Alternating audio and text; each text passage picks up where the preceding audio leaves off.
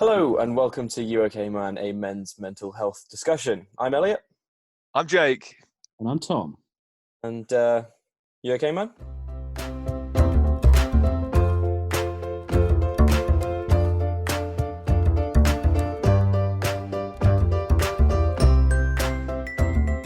So, how's your week been, Jake? We had a bit of a deep one last week and possibly the 2 weeks before that as well, didn't we? This week's been a bit odd for me. It's been a really, really good week. Don't get me wrong. I've had a lot of fun at work. We've done a lot of good stuff at work. You might have seen on Twitter on the program that I work on. We did a lot for. We did a lot of discussion around the protests that are happening, as well as just the Black experience. A lot of things that I'm not necessarily capable of understanding, but we put a lot of people through on air who spoke from a point of view that from the Black experience, from their backgrounds, that I was blown away by, and I'm really, really happy that we've had a week of radio where we've been able to do that, and I hope from now on we do focus on that more. And I think these protests, just to start off with, have been a really good force for change, which is I mean, obviously stemmed on by a horrible act, and the news is often very, very dreary and can affect my mental health. But I think this week it's been very good, and I think hopefully change will happen from that. Because from listening to people are very incensed to do things, and there's a lot of support behind it. Anyway, my mental health wise, so fantastic week. We've done all of that, and to be honest with you, again, I think I've had possibly my best week in radio this week. I found out that my hours are going to be vastly cut down, and I knew this was going to happen. I wasn't sort of kidding myself around this. This was sort of a stipulation that I'd only really got the opportunities I had done, and I'm very grateful for them because of the crisis, and because they brought more people in to limit the spread of the virus, and we were put into individual teams. A producer, an assistant producer, and a tech operative per presenter. When we're in the studio, so we had our own little group, whereas ordinarily there would be a lot of crossover. There'd be a single assistant producer per 4 or 5 shows. That changed to a single assistant producer per 1 show, and that was me. I got an opportunity to do that. That's now being cut back. Everything's going back to normal. I'm still staying on and working some hours there, but whereas I was working 6 days a week, I'm now going to have 6 days a week off, which is it's a fundamental change that I'm really worried about, because as we've spoken about over the course of, I think this is the 4th episode we're on now, I've been repressing a lot of stuff, and I'm about to get a lot of free time to think about that, and I don't think I'm prepared for that. I really don't think I'm prepared for all of that. It's because it's going to be a wave, an onrush of things, and I'm almost certain I'm not going to be happy. Hopefully only for a brief period, but for a period nonetheless. And it's almost like processing it is trying to avoid the fact that it's happening, as opposed to processing it going, oh yeah, now I'm going to have to confront all of these issues that I've perhaps time. Instead, I'm in a bit of denial, I would argue, where I'm going, oh no, it's all fine. It's gonna end. That and doesn't I'm gonna be sound fine. like you, Jake. It doesn't, does it? It doesn't at all. I won't be laughing next week. I'll probably be crying. But I feel like the last couple of weeks has been you being like, yeah, no, I'm doing all right actually, and then me going, no, you're not. And you going, no, I'm not. yeah, well, I mean, exactly. It's Yeah. I mean, this right Scary. here is exactly why sort of ignoring things as they're happening and being like, oh, I'm too busy to deal with my mental health now. This is exactly why I see it as a bad idea, right? Because eventually it catches up with you. And it's good that you're conscious that it's going to catch up with you. Mm. And that's all you can really do at this point, right? Is just be conscious that it's going to catch up with you, and sort of, yeah, prepare yourself, if that, like, if you can, not in a kind of like brace for the emotions, but kind of like try and work out what your signifiers are. So stuff like, so for me, if I find that I'm playing video games most of the day, or watching TV like most of the day, or finding that I don't set myself a clear goal in a day, right? So if I find that I wake up and I know that the things that I should be doing, but if I don't set myself the goal of doing something that day, it's because I'm not quite in a place to be doing it. And so kind of catching those signifiers early can help you to then sort of maybe combat them, and as you get Mm. through the week. And I'm in this big worry that instead of catching these sort of signifying elements of exactly as you described, I'm instead going to block it all out and just Mm, focus on like searching for jobs and other things. mm, I feel as though I'm trying to fully blown. I'm already in the mode where I'm. I know I say I'm in a state of denial, in the sense that I'm about to go from working, flat out to, not working or working 1 day a week.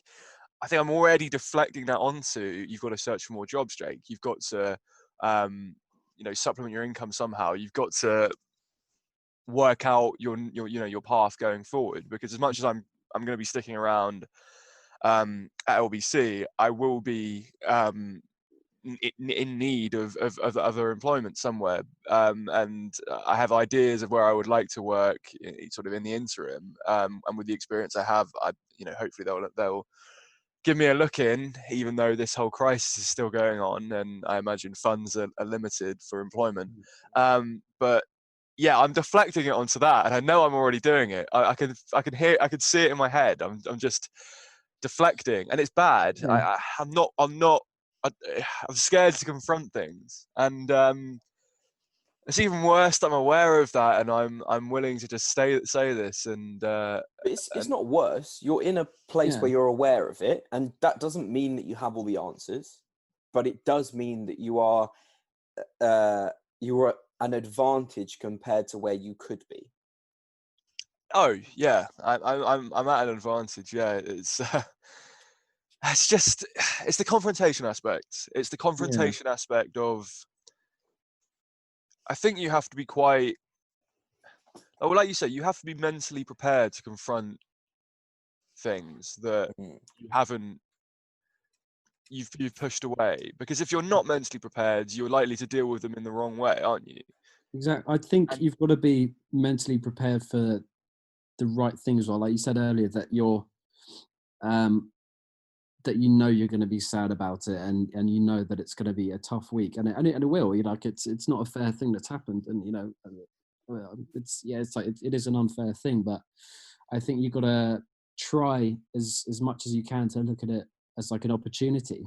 Try to go through with it with a positive mindset. Try and use I bit like guess when you positive say opportunity, reinforcement. it's an opportunity, yeah, to confront things. Well, I can list the Yeah, things down on the table that I feel like I'm going to have to confront. It's yeah, all of these mental health hours that I've had, Mm. and all the people I've spoken to in a really quite dark place, when I've been on the phones. There's stuff there that I was, again, I've described this before, that I don't think I was prepared to deal with, and that stuck with me very much, without going into details. And then I think after that, very much so, just I think I'm probably, it's going to sound silly, but I think I might burn out when I'm resting. I think that's definitely going to happen. I think I've been working, I've not had a day off Mm. in sort of 3 months, other than Sunday, my day off. Like I say, I have had days off. I've not had a like sort of a rest day in the week or anything for like Mm. the best part of 3 months. And I think that's all going to catch up with me. And I think there's definitely emotions that perhaps I've not vented from that time. Maybe I've got a bit frustrated at work or some things like that are going to catch up with me, I imagine. There's the whole being upset about sort of, I mean, as much as I knew it was going to happen, I love working and doing the job that I'm doing. So there's going to be an element of being upset about not being able to do that anymore. I think worry about the future is definitely going to be something. We've only got like 2 months left in the house. As much as I've now just about paid my overdraft off, I'm still looking to the future and I want to live in London. How am I going to be able to afford that? Getting another job is another worry, and perhaps that's why I'm trying to deflect all of the rest of that off onto that, because the financial aspect of things are a big worry, and just general anxieties around sort of, I mean, am I going to be able to live with my girlfriend? Am I not going to be able to live with my girlfriend? Am I going to have to go home? Going home is the worst thing in the world. Like, I love my family, but it's a dead end. There's nothing there. I mean, it's in the countryside in the middle of nowhere.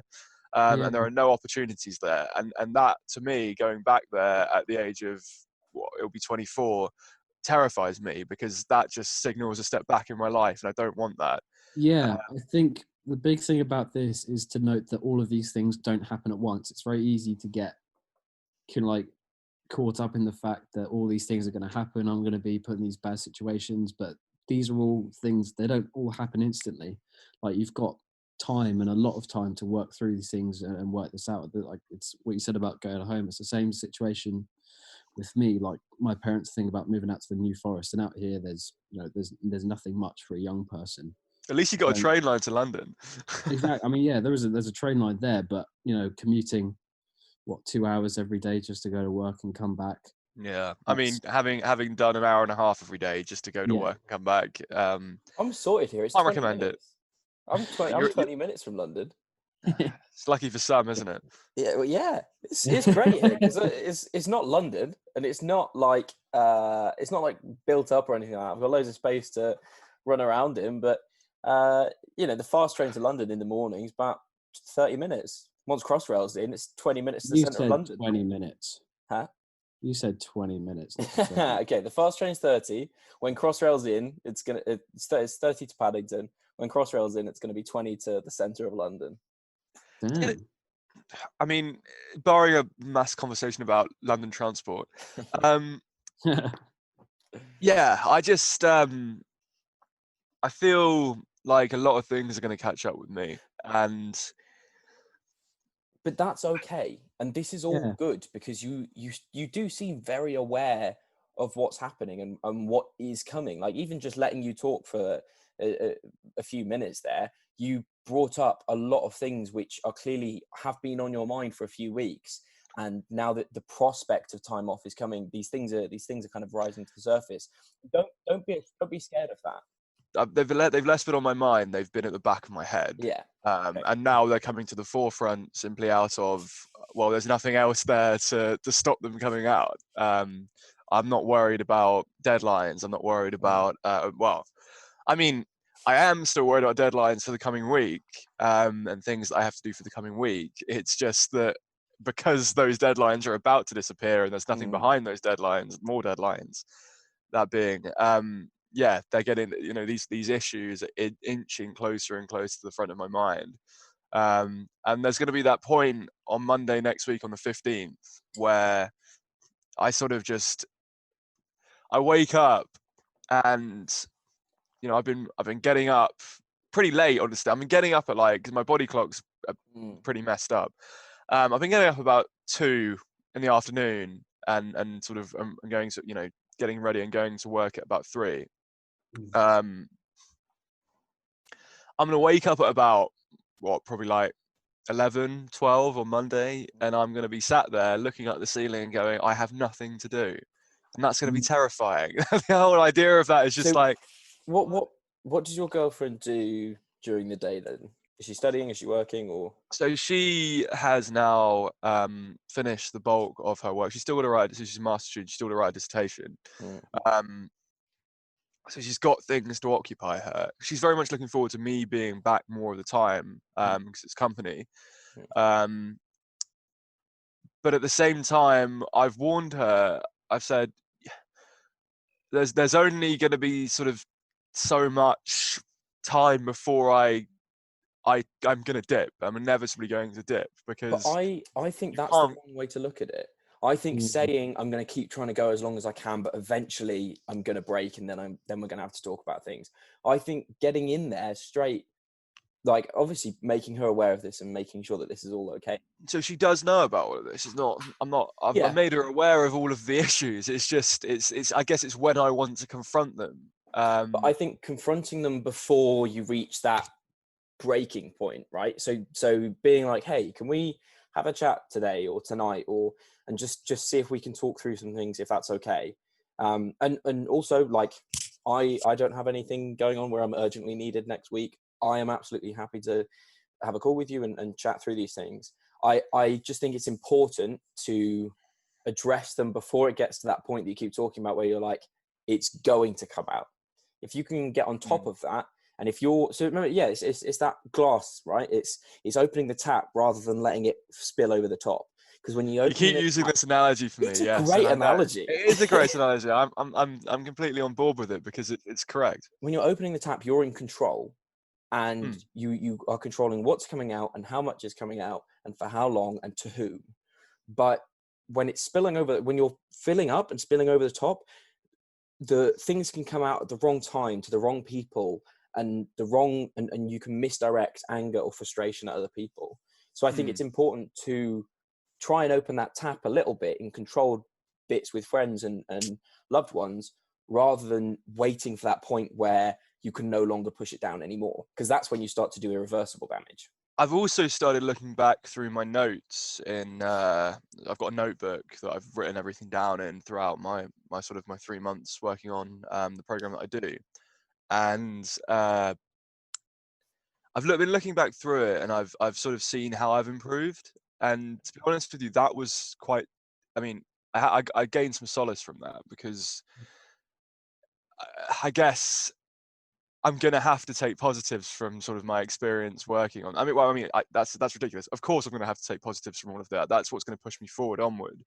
But I think that's the one thing, the one saving grace from all of this has been, as much as I'm about to go back into sort of normal life again, and I mean my abnormal sort of working hours, and the incredibly fortunate position I was in is about to end.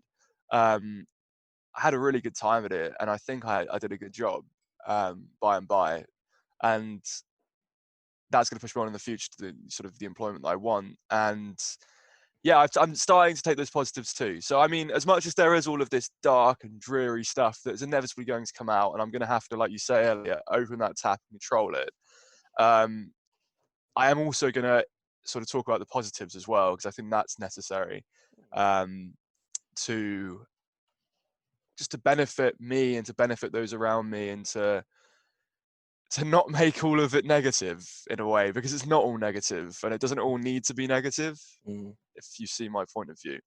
Yeah. Anyhow, Tom, how was your week? Good. It has been a good week, actually. It's been a really nice week, to be honest. I've just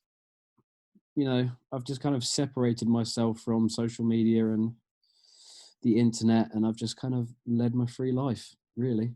How was that separation? Because I know great. I find it very difficult to break away from social media, maybe because of my work, but at the same time, I find it quite difficult because I worry that I'm missing out on things. Do you not fall into that? No, I don't worry I'm missing out on anything, because I feel like I'm up to date with it just by watching the news at the night or something. But it's the more I spend time away from it, the more I realize that social media is just an addiction. Like your phone in general is such an addiction. Like I'm even checking it now to see if anyone's messaged me, and I think that's the thing that's come with the breakup as well. It's just constantly having someone texting me to now not having it. I'm constantly checking my phone, see if they've texted. Obviously they haven't, so I'm gonna be like, oh, they haven't texted, and then it's just like it's like a punch in the balls, but every time it gets less and less painful. that's an interesting point, because replacing things is difficult, very Yeah, difficult. very difficult. What have you been doing to replace that gap?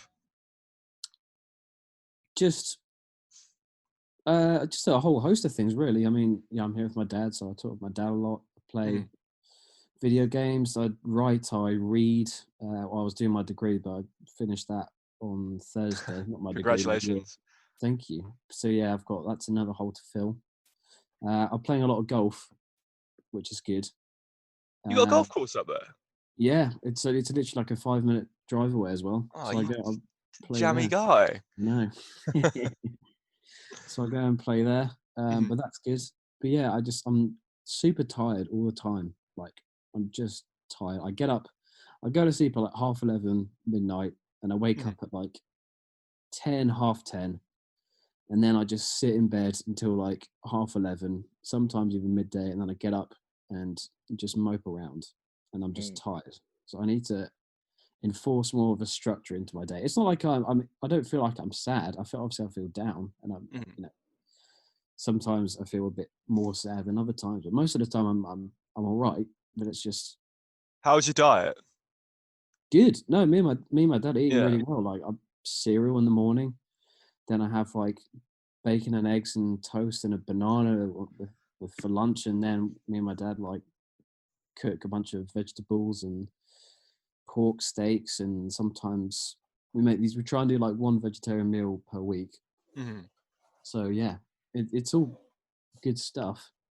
But yeah, I just feel like I just don't have enough of a structure. When I was back doing my degree, and I had like other jobs going on as well, I split my day up. So I'd do like 2 hours would be work, another 2 hours would be playing video games or something, or doing something fun, and another 2 hours would be like drawing, animating, reading, doing something that's productive but also like creative at the same time. And then I go play golf or go on a run. Then that's the end. Then I just slowly wind down. So I mean, you've got an element of structure there. It's not. I mean, it's not perhaps what you want it to be, but you've got a basis that you could build upon. Yeah, no, I've definitely got like a strong foundation to go with, but like especially over like the past half week, it's just been moping around, really, like just getting up late, sitting in pajamas all day, and then like just literally playing video games for hours, and then realizing, oh wait, I should actually do something, and then I start writing or drawing or reading, or I go and play golf. So how are you finding writing? Are you finding creatively that you're still able to output? Oh yeah, 100%. When I get around to doing it, I really enjoy it. But it's just keeping focused. Like, my attention span has gone out the window. I can't focus on anything. So that's so obviously it's been a pretty, I mean, for the world in general, it's been a pretty devastating 3 months. Yeah. But I think having a course to keep you busy and a deadline to keep you focused on, for me at least, is meant that I've been quite tunnel visioned.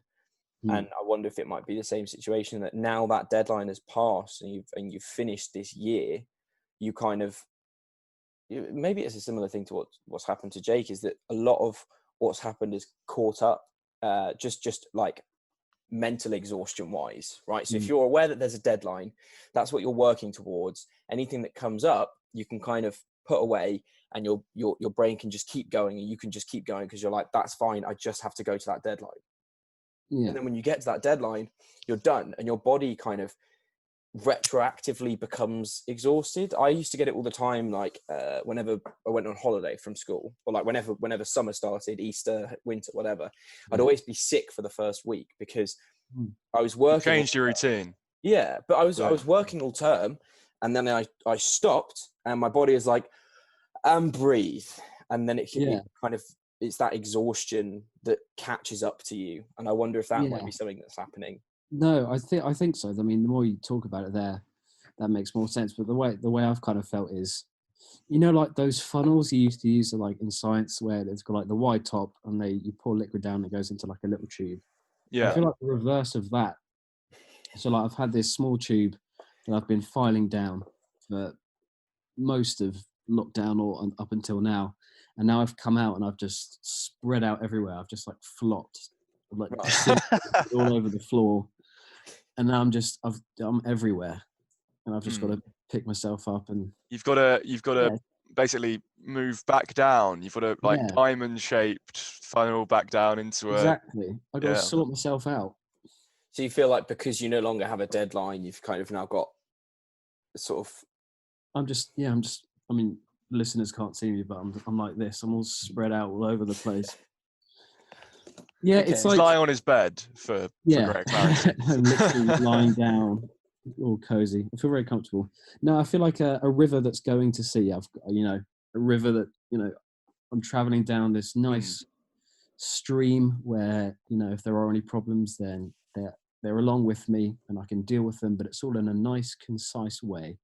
Right. And as soon as I get to sea, then it all gets violent and spread out. That laser focus disappears. Yeah. Okay. I mean, that's an interesting way to describe it. I say it's not like it's been a bad feeling. It's just it's exhausting, I think. Yeah. Yeah, but I don't know. I would put that down to like a retroactive exhaustion. But yeah, like it's certainly something that I've gone through a lot, and I imagine. So my deadline's on Tuesday. I imagine once that passes, it's going to be odd. But I've then got a job lined up in a couple of weeks, which What's that?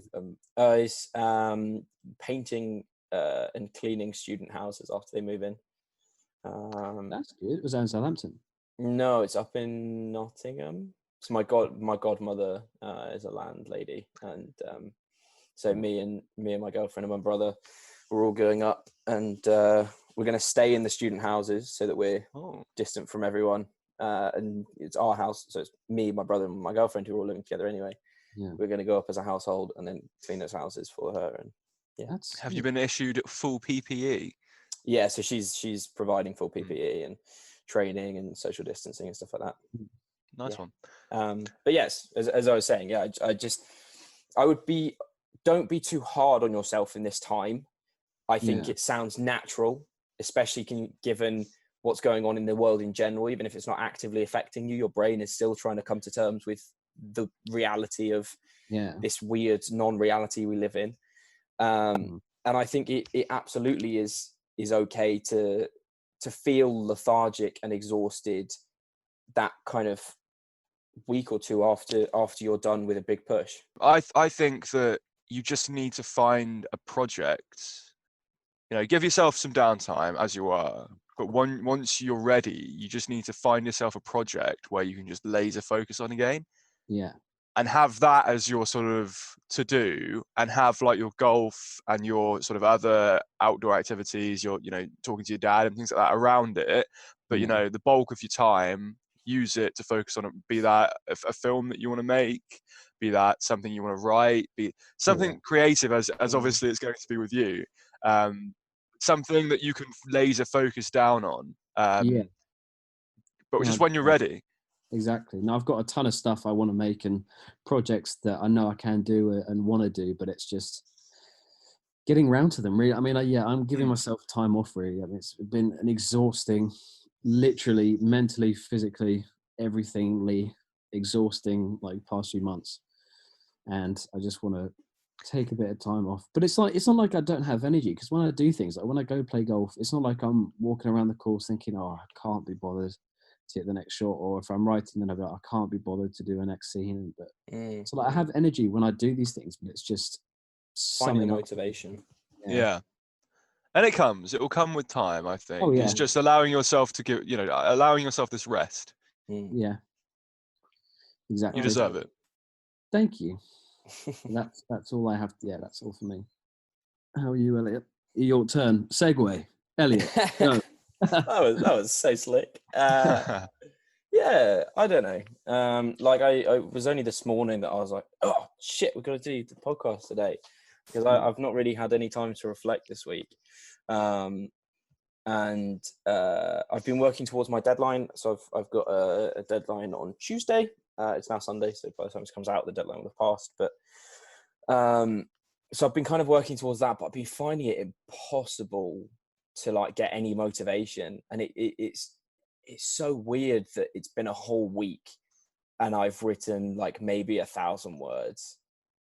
Like, because I had the majority of it written this time last week. Like I spent the last podcast talking to Jake about my writing as well as other things. But like, it's so weird to think that I've only written about 1,000 words this week, and it's just been a really surreal week, and I don't really know why.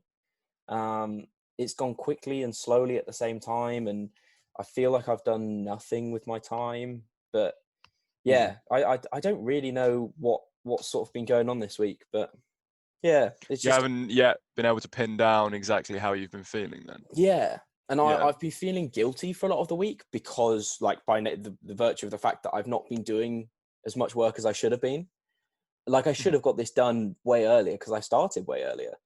But it was this last story that I just couldn't put to paper.